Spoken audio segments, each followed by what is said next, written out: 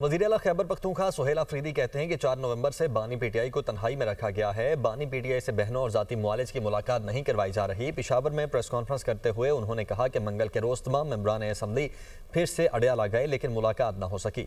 पार्लिमानी party इजलास में फैसला हुआ कि NFC मीटिंग में शिरकत करेंगे। कबायली अजला को 2018 में KP में जम किया गया लेकिन फंड्स नहीं दिए गए। NFC अवार्ड का 2018 से 2025 तक खैबर पख्तूनख्वा का हिस्सा नहीं दिया जा रहा।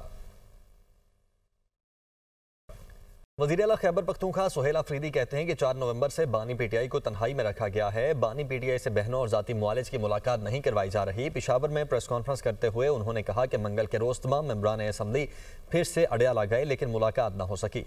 पार्लिमानी पार्टी इजलास में फैसला हुआ कि NFC मीटिंग में शिरकत करेंगे। कबायली अजला को 2018 में KP में जम किया गया लेकिन फंड्स नहीं दिए गए। NFC अवार्ड का 2018 से 2025 तक खैबर पख्तूनख्वा का हिस्सा नहीं दिया जा रहा।